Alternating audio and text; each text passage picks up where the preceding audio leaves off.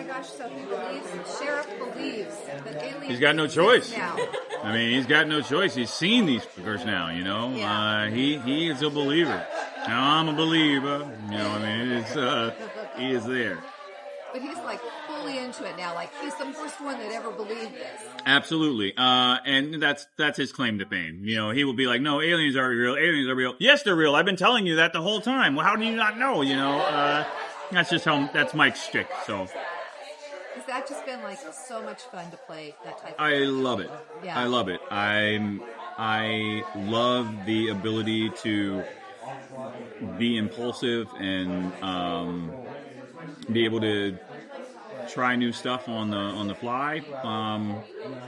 It's a really interesting sandbox that we get to play in, and it's not something that is traditional in this business. In this business, there is, unless it's a show that is specifically designed for improv, like Reno 911 or something like that, or Curb Your Enthusiasm, where there really is no script.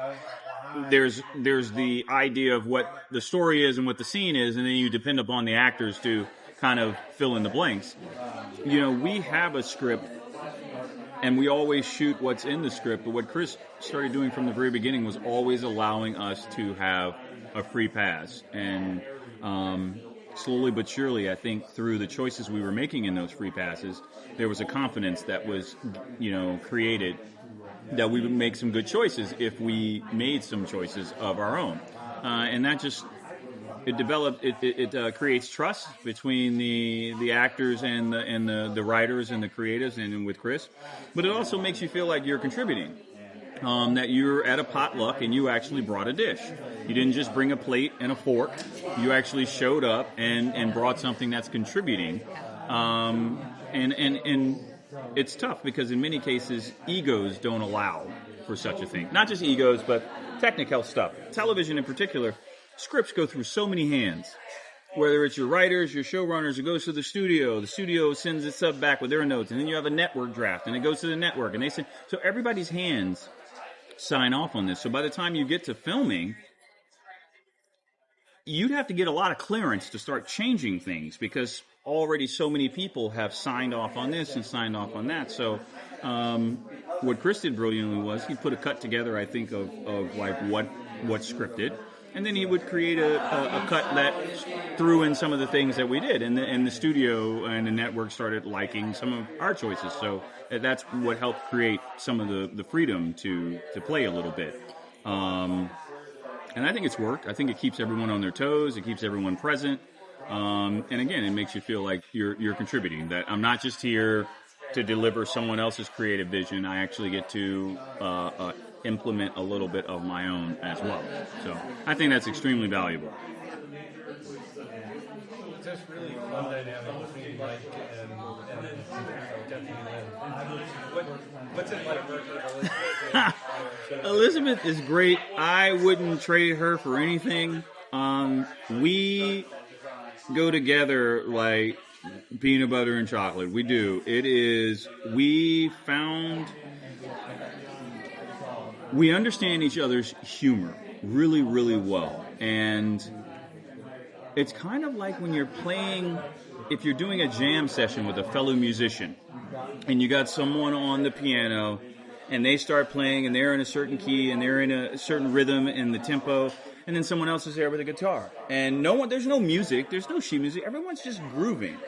And that's the dynamic that I feel like, Liz and I have. We are two people playing by ear, and we found a way to harmonize regardless of what instrument we're playing. So I love her to death. I wish she was here right now. Oh, man. I don't know. We might be going, we have this thing where we usually try to see who's going to get the last line in a scene. So if you're ever watching and it's just feeling like it's droning on a little bit, it's probably because we spent like 5 minutes going, and eventually the first AD or Chris will be like, okay, guys, all right, because we literally will just keep going and going. And then when they finally yell cut, it's usually just the she and I are laughing. You know what I mean? We amuse ourselves. So she's the best. She's the best. Do you have a running tally of who's winning? If I had to guess, honestly, it's probably her. It's probably her. She finds a way to sneak it in. You don't always see them because they get edited in different ways, but I'd say she probably is winning that one. And on the more serious front, like the characters also dealt with a lot of trauma, like PTSD, like Yeah. I guess without revealing too much, like kind of how we see that arc continue and kind of Yeah, that was one of the things I was talking about on the stage, how, you have to dedicate and give a little bit of yourself to those moments. That scene on the park bench was something that Chris and I spoke about before we filmed it, and I tied in some experiences from my own life. And again, that sense of collaboration and that, wow, I can take something that is...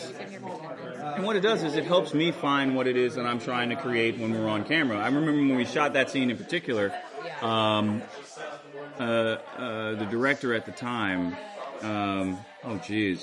Emma Thompson, I think she directed that episode. And I told her, I said, can we start with the close-up coverage? Because I'm ready to go. And I'm ready to get this, and let's get it while it's fresh.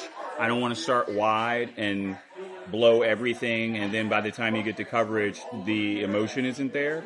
So we actually filmed that backwards. We started with all the close-up coverage first, and then panned out and did all the wide stuff, because I thought I knew, based on what was happening with me when I was rehearsing the material, I knew when would be the prime time to get the shot that we wanted. So, and again, that's that part of that collaboration and working with one another. And once you remove ego from any of that, all of that stuff is made easier when everyone understands that everything is done in the service of the show. The service of the show. Even Chris, he'll tell you, if your joke's funnier than mine, it's going in. It's whatever is going to elevate the show. So, taking time to delve into those emotions and talk about grief.